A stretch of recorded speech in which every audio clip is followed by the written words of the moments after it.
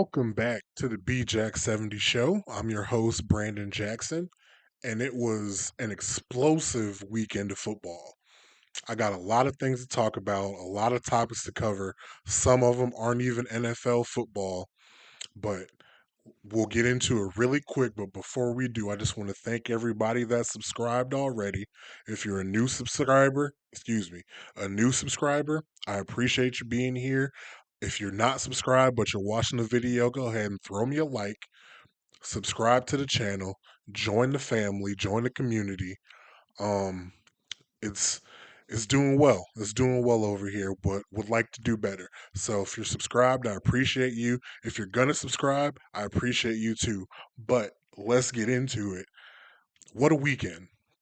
What a weekend. What a weekend. A whole lot of stuff to get into, but I'm gonna start recapping Brandon's bets. Now, I'm about to say something because I'm about to clip it and put it on social media, put it on Twitter, put it on TikTok, Instagram, Facebook, YouTube Shorts. I'm about to put it everywhere. Okay. Action. I'm better than your favorite better. I am 60% against the spread through 7 weeks of the NFL season. Name whoever you follow, whoever's picks that you tail, Nick Wright, The Ringer, Danny Parkins, whoever you're following. I'm doing better. I'm doing better. We're here every week. Brandon's bets every Friday or the occasional Thursday. I did post on Thursday and bet the Thursday night game last week, but I'm here. I'm giving you consistent 60% every week. I've been below 60% 1 week. It's if you want a consistent winner every week, I'm your boy. I'm the guy you need to follow. I'm the guy you need to pay attention to. So follow BJack70 on Twitter, on Instagram, on YouTube, on TikTok. Follow your boy. Follow the picks. Win money. What else do you need? What else do you need? Scene. But like I just said, I'm 60% every week. I'm making you money. I'm giving you winners. I'm giving you at least three winners, also two losers, but I'm giving you three winners every week. If you're not watching Brandon's bets, you're not getting the full scope of the channel. That's what's really hitting right now. And particularly last episode was pretty fun, pretty entertaining. I was fired up because on Thursday, I had to record it early. Had some business to take care of. I was getting inducted into the St. Ed's Hall of Fame, but we'll get into that later. We'll get into that later. But for now, let's recap Brandon's bets. I'll tell you what happened. Another 3-2 week, another winning week. I came on here early and I told you Bengals plus 5.5. Joey Flacco beat him outright. It was that was easy. That was easy. It was covering the whole way. Next one, Rams -3 against the Jags over in London. Never a doubt. Shout out to Nick Wright. Never a doubt. They they went out from the jump, covered that whole time. Then I had the Dolphins plus 2.5 at the Browns. We'll get into that game, but you know, shout out to the Browns. That was my bad. I underestimated how trash the Dolphins were, but we'll get into that. I had the Eagles -2.5 against the Vikings. Shout out to the refs. They didn't. They called that T.J. Hawkinson catch non-catch. They called it incomplete. It was for a touchdown. If he caught that touchdown, this wouldn't have hit. But shout out the refs. They called it incomplete, so that hit. That covered -2.5. And then the Commanders at the Cowboys, they got blown out. It was Commanders -1.5. They just got flat out roasted. Whatever, like dog walked. It was bad. It was bad. Um, and Jaden got hurt. But Jaden was healthy the whole time he was healthy. They were down. So that was a loser. That was a losing bet. That was a losing bet, and I got to wear that. But it was 3-2 week. I'm 21-14 through 7 weeks. So whatever service you're using, whoever you're watching, you know, we're good over here. We're good over here. But if you are watching Brandon's bets, I appreciate you telling the bets. You should say you're appreciating me. That's all I'm saying. Anyway, let's get into Takeaway Tuesday. It's Takeaway Tuesday. I get into my three biggest takeaways from the past weekend of the NFL. Recording this Monday night. The Seahawks are currently up on the Texans. Lions already beat the Buccaneers. But you'll see this. You're watching this on Tuesday or anytime after. But the first takeaway: Browns won. It was 31-6, 34-6. Don't remember the exact final score. Don't have it pulled up because I don't care. I do not care that the Browns won in the fashion that they won. It was a monsoon. We know any adversity, and this was my fault for the bet. Any adversity, the Dolphins fold. Precipitation, temperature, uh, another tough team, any form of adversity, the Dolphins fold. And that was my bad for not seeing it. I let my Browns bias cloud the picks because I thought they would lose anyway, but they didn't. They won big. The offense, the passing game didn't really do anything. Now, this is not we are not going to be negative towards Dylan Gabriel on this show today. Dylan did fine. He did exactly what he was asked, got the ball where it needed to go. Quinshawn Judkins was the star of the show, as he should have been in a torrential downpour. I live in Cleveland. It was raining. This door right here, it was raining inside of this door. So I know what was going down. He was the star of the show. He should have been. That was great. Running game was great. Defense, defense showed up. They got, I think, 3 interceptions. They got all kinds of turnovers. Mhm. How much credit am I giving them? I don't want to be the guy after a win or after a loss that comes on here and shits on them, and I don't want to be the guy that comes on here after a win and also shits on them. So I give them credit. They did what they needed to do. They stomped out the team that they needed to stomp out. Because the real takeaway is the Dolphins are dog shit. I'm surprised it's Monday night and they said Mike McDaniel's not getting fired. I don't know why. I feel like he's lost the locker room. I feel like he's lost the organization. Like, you know how they say about college coaches, they've lost institutional control. I feel like that's Mike McDaniel's right now. He's lost institutional control. Tua's going out in press conferences saying whatever he wants to say. Tyreek, when he was healthy, talking about he wanted to get traded and wanted out and acting however he wanted to act. This team is a dumpster fire. They're not good. The only good thing about them is Devon A. Chan. They signed Darren Waller. He's hurt now, but I mean, the fact that they needed to sign Darren Waller out of retirement, given the state of his mind, making rap music videos, crying about Kelsey Plum. If that's the dude you needed to save the day, you're in a whole lot of trouble. So that team, I should have seen it coming, but I didn't. I won't make that mistake again. This team is in the dirt. Miami, they need a new coach. They need a new quarterback. I haven't looked at the contract. I don't know what they can do on onto his contract. Matter of fact, this is important. I need to figure this out. 1 second, I'm gonna find out. All right, so I'm back. I got the Tua contract pulled up. Let me show you here. If you can see this, Just go over. I'm on spot rack, Spo track. I don't whatever it's called. Um, you go over to dead cap. This is 2025. His dead cap in 2025 is 137 million. So that's not he's not going anywhere. His dead cap, if he was to be traded or cut in 2026, is a 99 million.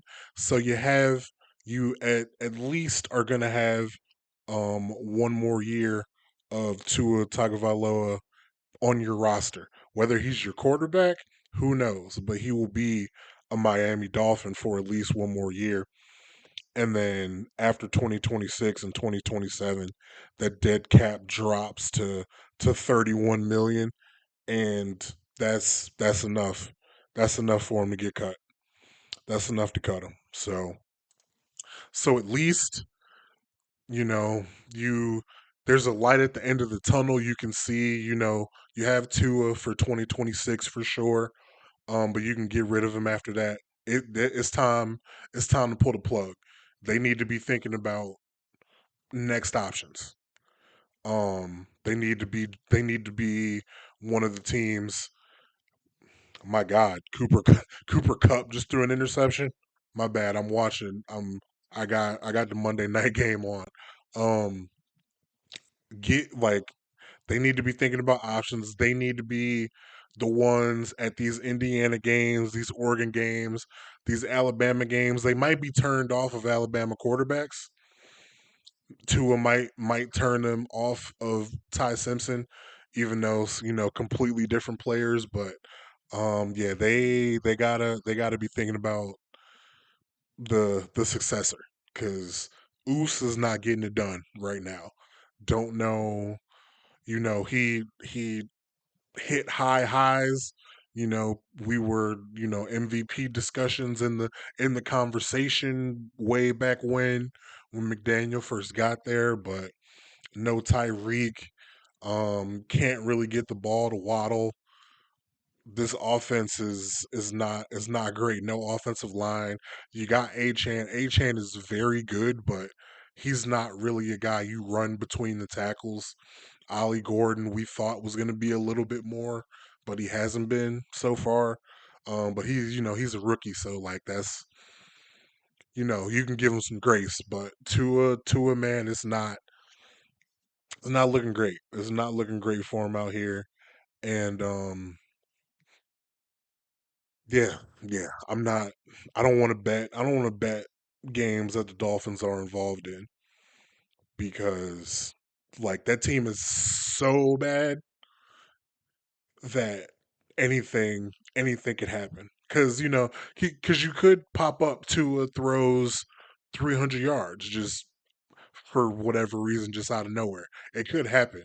It's within the realm of possibility, so you never know what could happen. But the consistency is not there, the toughness is not there, the discipline obviously with everything that comes out in these press conferences is not there. The respect for Mike McDaniel not there. It's all bad. It's all bad in Miami. All bad in Miami, and that teams that's playing in Hard Rock Cafe, the Dolphins and the Hurricanes. They got some stuff to clean up and figure out. So that's takeaway one. Takeaway two is twofold. I got to take the Colts seriously, and it's looking like I have to take the Seahawks seriously. I don't know what the Seahawks, what the outcome is going to be of Seahawks Texans because it's going on right now. But even if they do end up losing, we still got to take this team seriously because Sam Darnold has proven to be, at least in the regular season, better than I have given him credit for historically, and he's becoming a consistent good starting quarterback. That's where I'm willing to go. In my definitive quarterback ranking of 2025, I think I had him 32. If I didn't have him 32, he was for sure 31 because I had him. It was either I thought Tyler Shuck was going to be the starter Um, so it was Shuck and Darnold 32 and 31. But he's significantly better than that.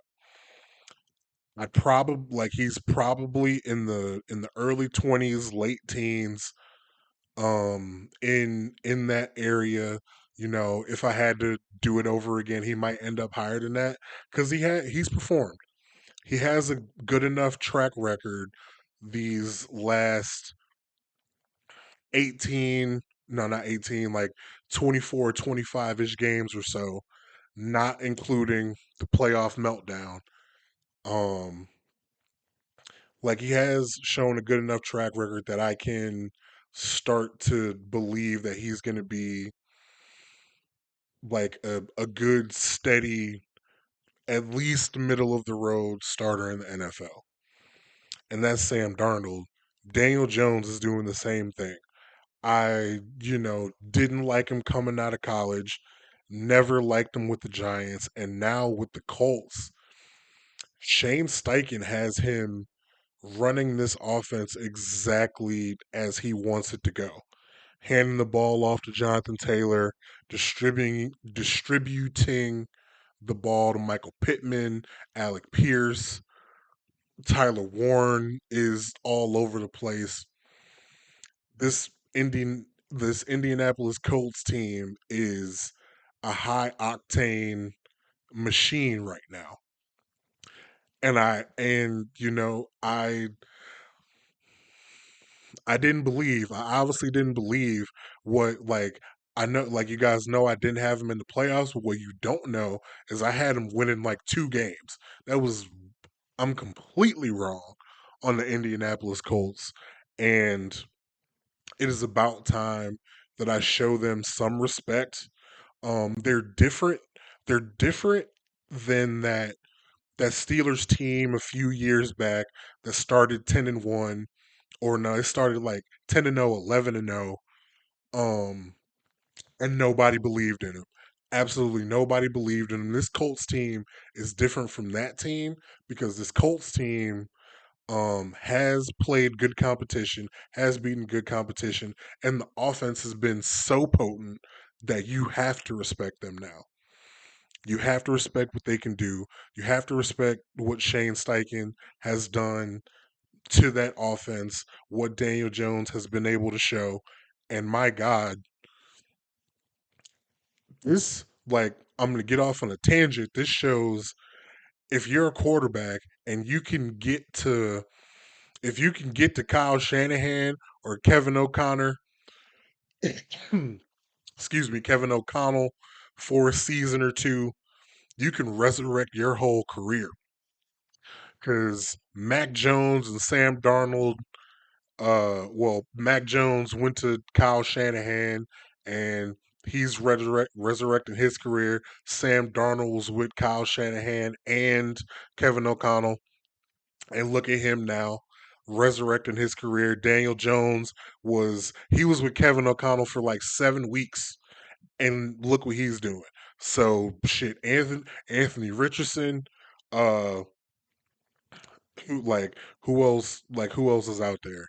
Um, like Anthony Richardson is the one I'm looking at. If he can get with one of those two guys, maybe not Kyle Shanahan because he had Trey Lance and that just didn't work out. So maybe not him, but um, if you can get to Kevin O'Connell, if you're a struggling middle of the road, lower tier quarterback, like Michael Penix is looking shaky in Atlanta. He probably still doesn't have a full season of starts under his belt, but he's looking shaky.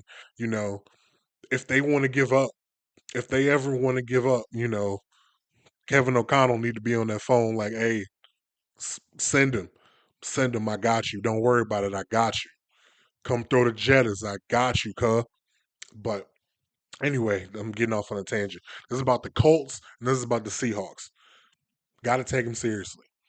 Seahawks defense definitely has to be even if you don't want to believe in Sam Darnold, which I still don't.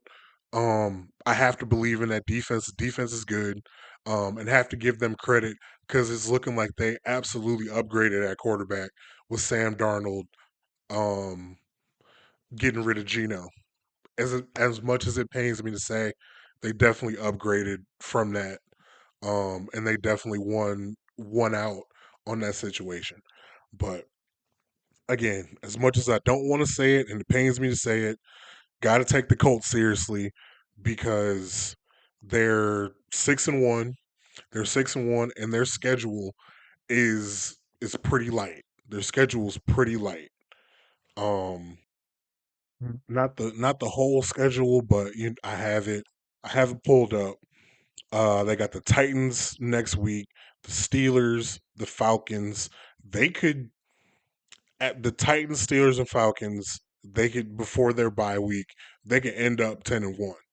They absolutely could go 10-1, and then they play the Chiefs. Um, and then after that, they play the Texans. That could be anybody's game. Jacksonville, anybody's game. They play the Seahawks. Wow. Oh, interesting. They play the Seahawks in the I Gotta Take You Seriously Bowl. And then they play the Niners, and then week 17, Jags, week 18, Texans. Like these division games, the division games can absolutely go either way. They play the Niners. Who knows who's going to be healthy for the Niners at that point? Um, the only like really game I see them definitively losing is against Kansas City in week 12, but all the other weeks are winnable. Like they could run it up. They could run it up. Like I have a I have a trip planned to Indianapolis, um, like wild card weekend. And I thought like maybe there might be a playoff game going on that weekend in Indianapolis, but there might not be because these dudes might mess around and get that bye. They might get the one seed based off of what they've done so far and the schedule they have coming up. So I really do once again have to take Indianapolis Colts seriously. Have to take Daniel Jones seriously. Got to take Shane Steichen seriously. And then I got to take the Seahawks and Sam Darnold seriously as well. They got JSN. They have JSN, and I take him seriously always. Always have, always will. Jackson Smith and Jigba. I'm, I'm gonna take you seriously always, but um, so that's takeaway number two. Takeaway number three: the Baker Mayfield magic finally ran out. It was too many injuries at wide receiver. Mike Evans got taken out early, concussion and maybe broken collarbone. The broken collarbone would put him out for the season. Uh, um, if that's the case, you hate to see it for Mike Evans. That's going to snap the 1,000 yard seasons streak, and we're not gonna eulogize Mike Evans right now, but if his year is over here, you hate to see it for a real one. We love Mike Evans in this household. Um, don't want to see that, but it is what it is. Emeka Buka was limited, and Lions took advantage. Lions defense down all the DBs that they were down. That was an inspired performance. That's a game where you look at Dan Campbell's like that man is coaching these boys up. Shepard, I think Shepard is the last name of the defensive coordinator. He is coaching them guys up. He got them boys playing real football out there. And the Lions are like they lost to the Chiefs and it didn't look great, and they were complaining all week about the refs and the calls and the rule books and all that. It wasn't a good look for them, but them boys came out, they handled business and they dominated. They dominated on defense, held that Buccaneers offense, even if they didn't have receivers. Baker had been doing it anyway all year, and he was trying to do it. He was trying to do it, but they made play after play after play, sack after sack, strip sack, fumbles, made plays on fourth down. that defense was amazing today, and I'm recording this on Monday. That defense was amazing today. Um, Lions ain't going nowhere. Lions ain't going nowhere. They will be a force to be reckoned with, um, all season.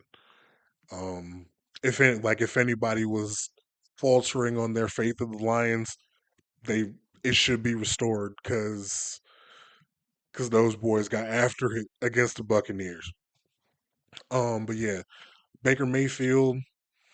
I was on here. I was championing him for MVP every week on this podcast. Um, but the margin for error is slim, especially when it comes to that award. Patrick Mahomes is the favorite right now. Baker didn't play well. He didn't play well tonight. Missed a lot of throws. Was inaccurate a lot of the time. Really reminded me of what he looked like his last year in Cleveland, which is not great. You never want to see that from anybody. Um, but um, but yeah, man, like Tampa will be all right. Tampa will be all right. Emeka, Ibuka, I really didn't expect him to play at all. The fact that he played bodes well for them and for him going forward, like for his health. Um, so he should just continue to get rested and keep going. They got one more game before their bye week. I only know that because Bucky Irvin has been out and I need him to come back for my fantasy team. Shout out to you, Bucky Irvin. We need you, baby. Um, but it is what it is. Dak is setting the world on fire. If Patrick Mahomes is the MVP, I mean, like it's two either a 500 team or just barely over 500 team. Their quarterbacks are playing are playing like the best two in the league right now. Baker's still in it. But then you gotta look at Jared Goff and like you gotta look at Matthew Stafford. It's way too early. It's way too early to name one. It was really easy to say it was Baker because it was Baker, but now that he's lost and didn't look great on the national spotlight, got to bump him down a little bit. It's fluid. It's fluid. So, looking at Mahomes, looking at Dak, looking at Baker still, looking at Stafford. But it's week 7. It's week 7. Got a whole even more than half of the football season to go. Um, but yeah, but that magic finally ran out tonight. So shout out to the Lions. That was the third takeaway. Um, and I'm gonna pivot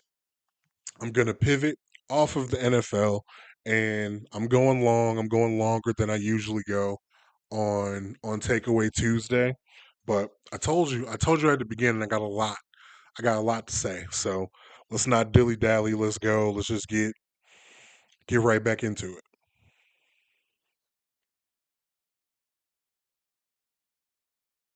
The NBA starts tonight.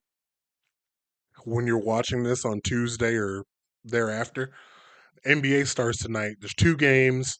It's Houston versus OKC and the Lakers versus Warriors, LA versus Golden State. Um, but that's not what I want to talk about. With the new NBA season comes new NBA stories, and not gonna talk about the Kawhi Leonard, Pablo Torre, Steve Ballmer, that whole thing. Pablo Torre has done an amazing job, and if you want to get into that, watch his podcast. Pablo Torre finds out insane reporting that the Wall Street Journal is just now picking up and reporting on what Pablo has had all summer. But the NBA story I'm going to talk about is there's a new book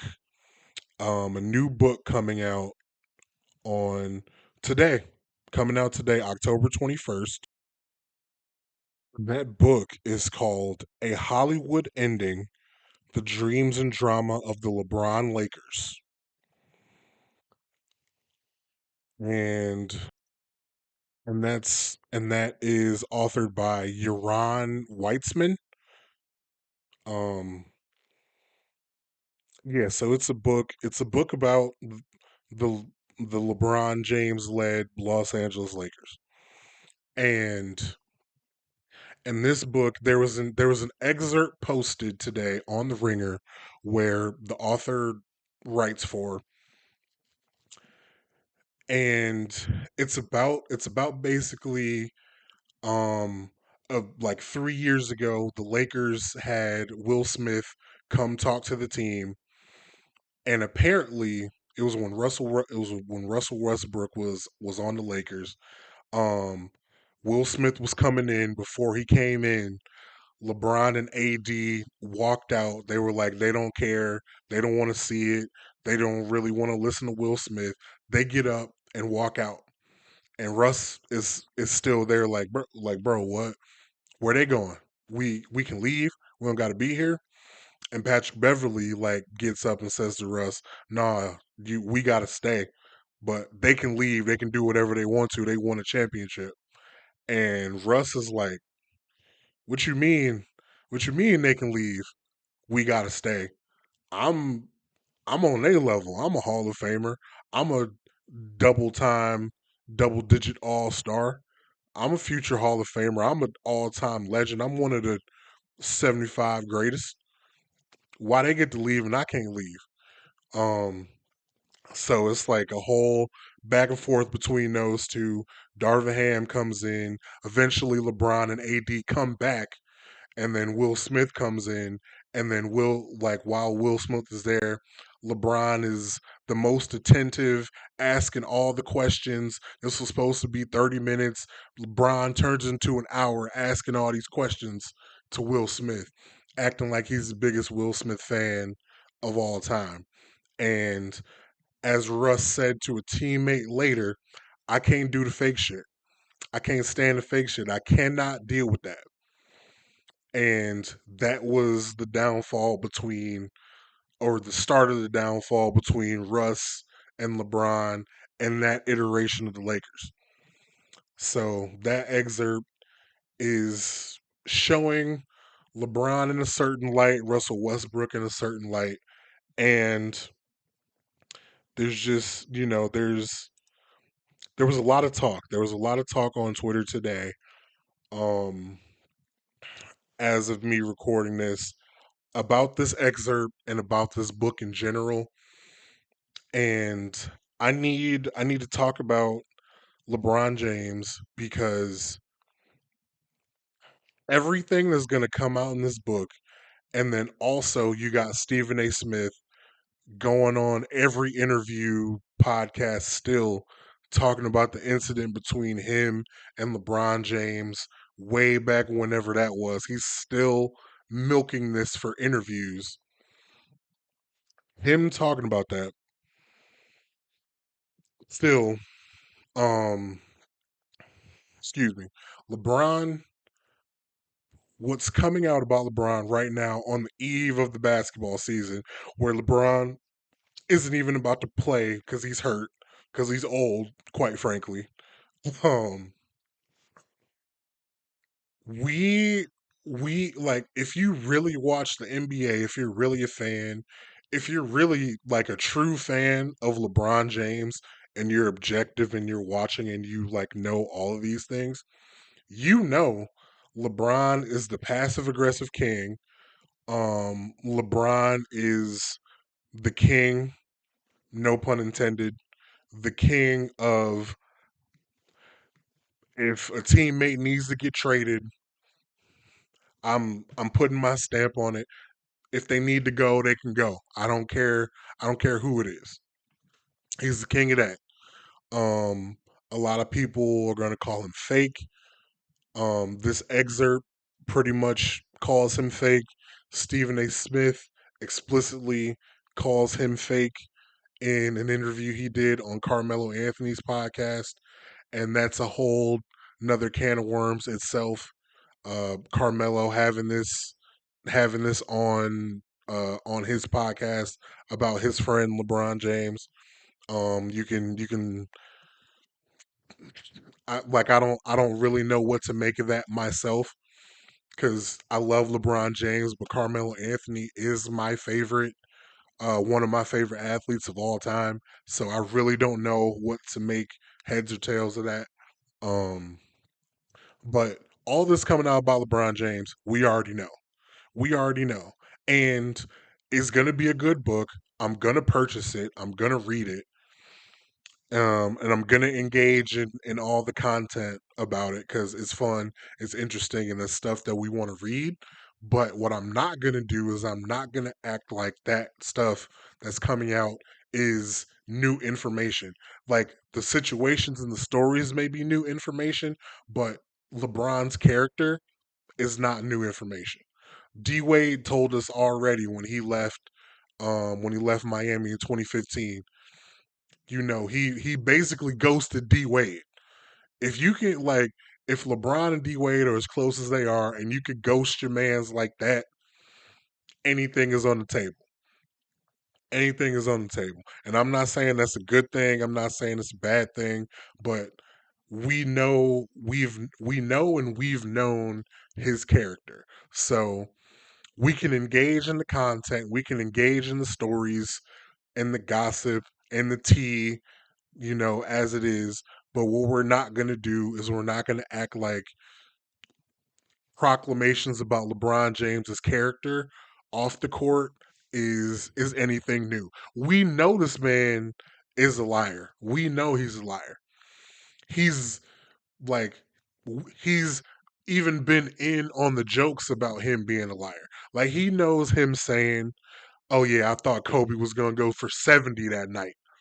The night he hit 81. We know that's a lie. We know that's a lie. And he knows we know it's a lie. We kind of get confirmation, Russell Westbrook is talking about him, LeBron James walking around with the Malcolm X autobiography that he didn't read. We knew he didn't read it. We knew he'd been on page one the whole goddamn time. We knew it already. We knew. So I'm not gonna act like this is new information, and I'm not gonna re bang on LeBron James for these stories coming out. It's big business to shit on LeBron James, and that's just not how I'm built. I'm not built to shit on the person that I think is the greatest professional basketball player of all time. Do I think he is passive aggressive in the way that he moves? Yes. Do I dislike that, him and Drake were supposed to be close, and then, as soon as Kendrick Lamar gets popping and does something fun and interesting, and, the whole world is singing Not Like Us, and he goes to the pop out and wants to get on stage, and Savannah gotta be like, man, get your old ass from off that stage. You not from LA, you not gang banging, you not like them, you not like DeMar, you not like Russ. She gotta stop him from doing that. Do I dislike that, to you doing that to somebody that was supposed to be your man's?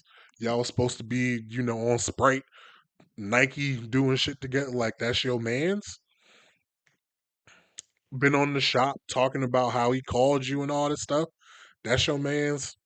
Do I dislike it? Yes. LeBron is, I think LeBron is the greatest basketball player of all time. Do I think he's a saint?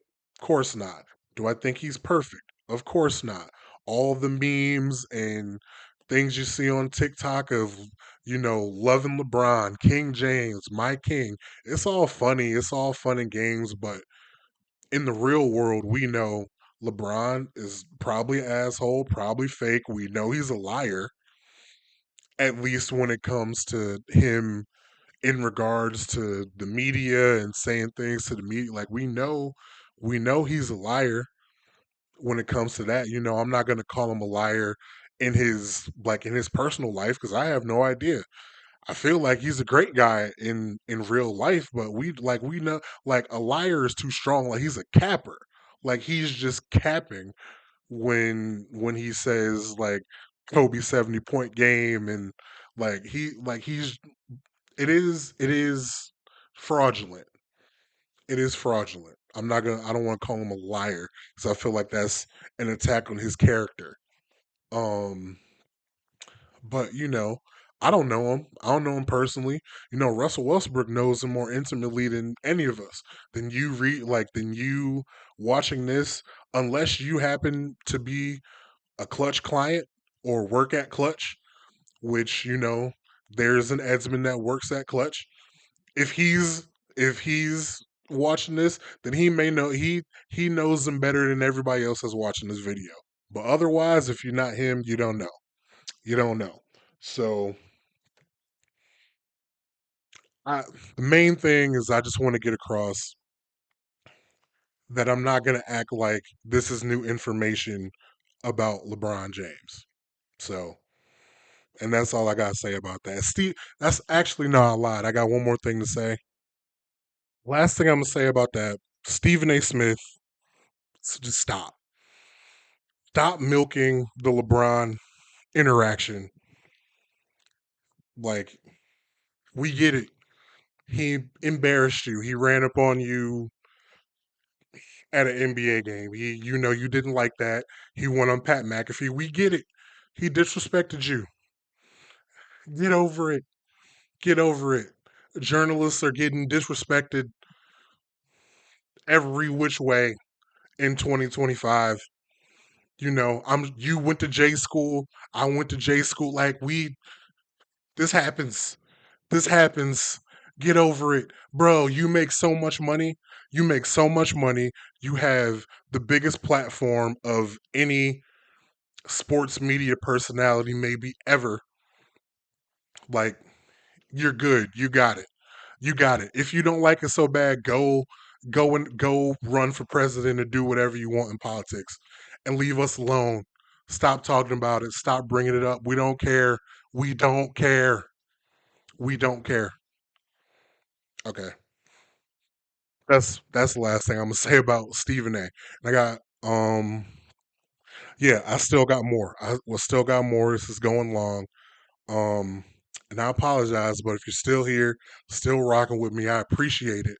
Um, but the next thing I want to get into is Ohio high school football has passed NIL laws. So for at least temporarily for the next 45 days, consequence free, Ohio high school football players can engage in whatever NIL activities that they want. Whatever businesses, whatever entities that want to pay their high school players. Well, I don't want to say their high school players that want to pay general high school players in Ohio, whatever they want to do, however they want to get it. It seems to me by what I've read for the next 45 days, get it how you live. Is the Ohio high school football playoffs are about to get underway. There's one more week left of the regular season. It's a perfect time. It's a perfect time. If you're gonna go on a playoff run, it's time. Get them checks. Get them checks, my boys. Um, but I bring it up because, it's about time. It's about time it happened in Ohio. All our neighboring states are doing it. I want to say, first and foremost, shout out to the kids. Uh, be careful. Be careful. Whatever paperwork you sign. Be mindful. Get it looked over by get your parent have your parents connect with the lawyer or somebody that knows how to read legal documents. Be careful. Don't sign anything, just anything that gets put in front of you. Make wise decisions. Make sure somebody that is qualified to read the fine print is reading the fine print. Make sure that's happening. And second, somebody owe me some back pay. Somebody owe me and my friends some back pay for being the first St. Edward High School state championship team in history. The greatest team ever. Somebody owe us some back pay. I don't know who it is, if it's some Lakewood restaurants, some car dealerships, whatever, somebody owe us some bread. Because we was the biggest offensive line in Cleveland, including the Browns, third biggest offensive line in the state of Ohio at the time. Somebody could have used us on a poster, on a flyer, in a commercial. Somebody could have used us somewhere. And some car dealership, we were all of age to drive, all had our driver's licenses. So, like some car dealership owe us money. The Chipotle and the Giorgio's on Detroit Road in Lakewood, they owe me specifically. They owe me money for keeping them afloat. I should have been on a poster in both of those restaurants. Somebody owe me something. Somebody owe me something specifically. That's number two. That's number two. I'm halfway joking, but I'm really happy for all the guys that are in high school right now who will benefit from this in a positive way.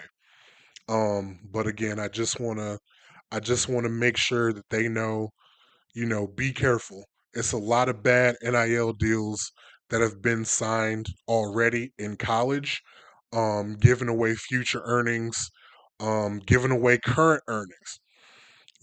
Deals that give away too much to agents right now currently.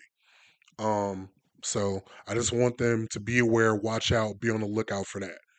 And the last thing, long episode. Long episode. I know. I'm sorry, but we'll wrap it up after this last thing.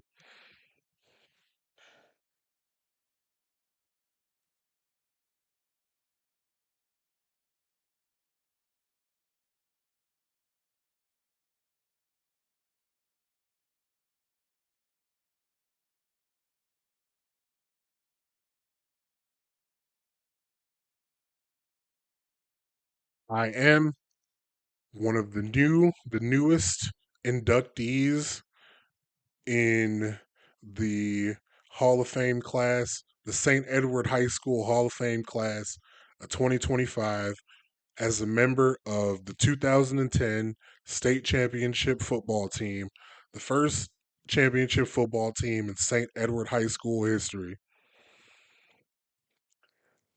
By my estimation, one of, I'm going to say, the greatest, but one of the greatest football programs in the state of Ohio.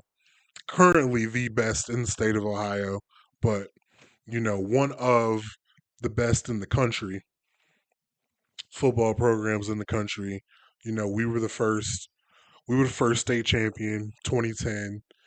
Um, they've gone on to win six more in since 2010. And I just want to talk about us for a little bit, real quick. It was an extreme honor. It was an extreme honor um, to be inducted into the Hall of Fame. And I can speak for a lot of us on that team. We already felt like Hall of Famers. We already felt like, well, we already were etched in the history of St. Edward High School, but this makes it like stamped and official. Like not every state championship football team is going to be enshrined in the Hall of Fame, in the Eds Hall of Fame. It's just, not how it works. And I'm really proud to have been part of the first one because it was every bit as special as we make it out to be. It was a 15-0 season, an undefeated season, a season where we came back and vanquished every team that we had lost to previously over the years, as you know, as a player on varsity. Like we like I like my career records against Cincinnati Moeller. I got two losses, but we beat them senior year. Um against Menor, you know, got a loss against them, beat them twice. Um, you know, Ignatius have I have three losses against Ignatius as as a varsity competitor at St. Ed's, but beat him senior year. Like all of these, and there's even more, but all of these teams that we lost to over the years while I was there, we put our foot down, said fuck it, and we're not losing senior year. 15-0. 15-0. No, like there's no other team in St. Edward history still, and they have six more championships. No other team has that zero at the end of their record. You know, no matter, you know, you win the last game of the year and you're holding up that trophy. We love it. We support you. But you're still not you're still not better than us. Still not better than us because you don't have that zero on the end of that record. And you know, God willing, at some point there's going to be a team that has the zero at the end of their record and they're holding up the trophy at the end of the year, but they won't be the first. They won't be the first, and we'll always have that. And I just want to get on here and say, like, I'm proud of us. I'm proud of our team. I'm proud of our coaches.